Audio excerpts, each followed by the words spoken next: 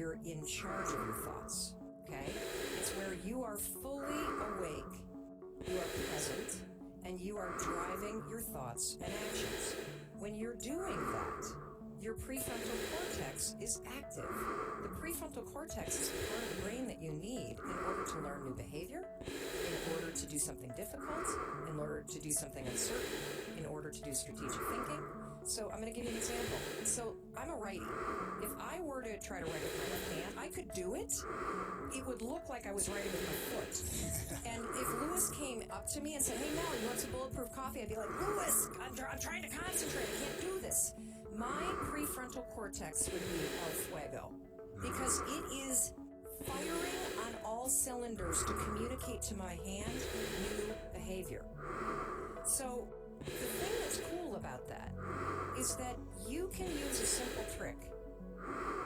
The moment you feel yourself hesitate, the moment you've got one of those moments where you know that you need to, this is that moment that Lewis talks to you about where you got to step outside of your comfort zone and you've got to lean into your passion and you've got to really take some risks and you got to feel the fear and you got to do it anyway. That's the moment where you just woke up and now you got a decision to make. Are you going to drift back into the habits or are you going to awaken your prefrontal cortex and drive forward and focus and do something? Get up 30 minutes earlier than you normally do and push yourself to work on the most important priorities first. This isn't just me. Research shows that your most productive hours are the first 2 to 3 hours after you wake up. This means that for peak productivity, you've got to do whatever you can do to make sure the most important work to you gets done first during that window of time. If you're living in the past, you're going to be depressed because you are rehashing things that happened to you that are not going to happen again. If you're living in the future, you're going to be anxious because you are anticipating what's coming or you're wishing for things that aren't happening yet. Being in the present is where the gold is. Being in the present moment is where you will have the greatest control, where you will feel the most at ease, and where happiness flourishes. There's a super tight connection between happiness and the ability to live in the present moment. A lot of people believe that happiness is tied to the things that happen to you. Not so at all. In fact, there is a professor of positive psychology. He's one of the grandfathers of the movement. He teaches at the University of Pennsylvania. His name is Martin Seligman, and he's studied happiness for decades. Now, one of the things that we've talked about a lot is that 40% of your happiness levels are preset by genetics. 60% you are in complete control of. And one of the things that this professor has discovered is that it doesn't matter what's happened to you. In fact, some of the people that have had the worst things happen to them, like people that have survived the Holocaust, are actually the happiest and most grateful people in the world. Happiness comes down to this right up here. It comes down to your thoughts, it comes down to your mindset, it comes down to your attitude, and you are 100% in control of what you're thinking. You may not be in control of how you feel in the moment, but you can always, always, always, always be in control of what you think. And that will change how you feel. One of the most powerful things that you can do in terms of think, and this gets back to Strick's question, is how do you be present? Being present is literally nothing more than the skill of having your thoughts be in this moment, not the past, not the future, but right here. So just pick 2 priorities a day.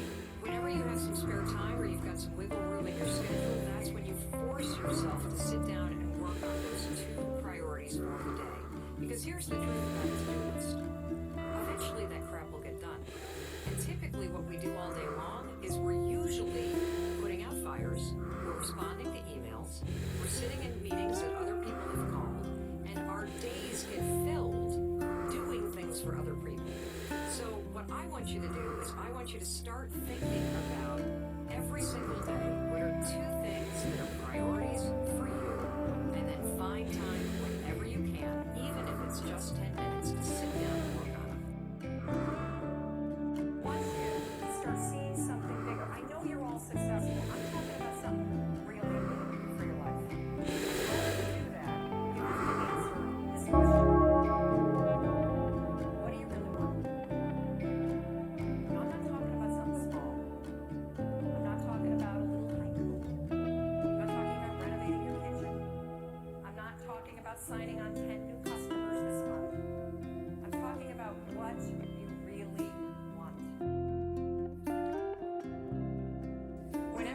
feeling in your life like, oh my gosh, is this all there is? Huge red flag, number one.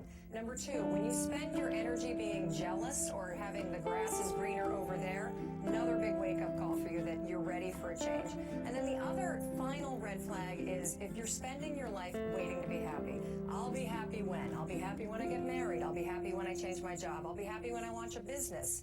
It's time to change now, because that moment's not coming unless you make it come. If you're still saying that to yourself over and over and over again and you're complaining, what you're really good at is ignoring your gut. And so it's time to start tuning into your gut and making some changes. Okay, so if people see these signs, why don't they make changes then? I mean, what you just described is very depressing.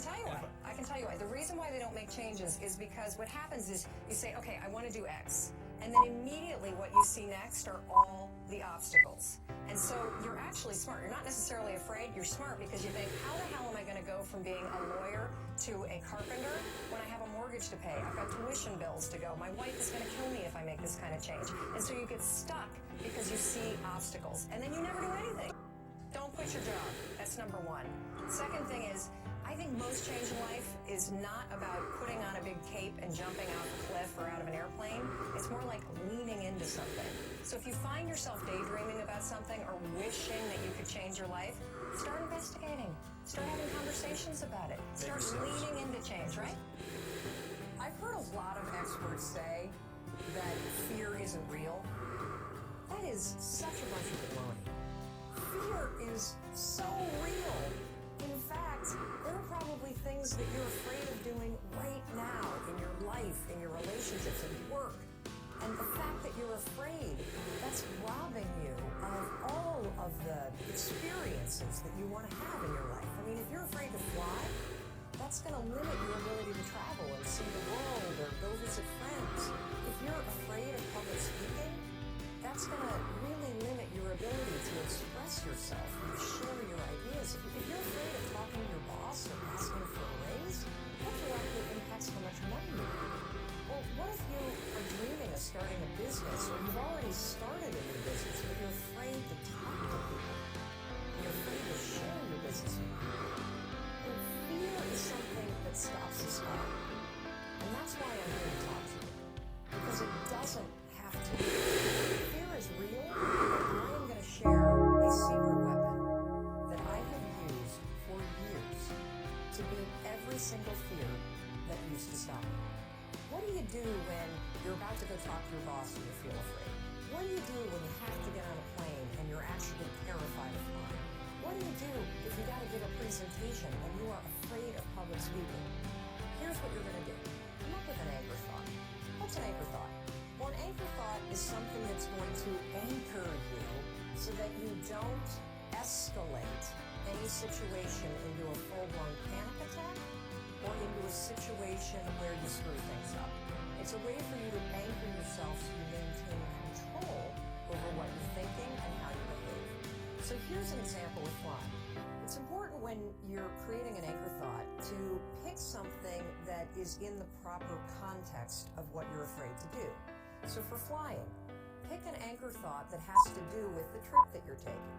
So if I'm boarding a plane to fly back home to Michigan, an anchor thought might be a picture in my mind of my mom and I walking on the shores of Lake Michigan where I grew up. That's a thought that makes me happy. It makes me excited. And it's also related to the trip that I'm taking.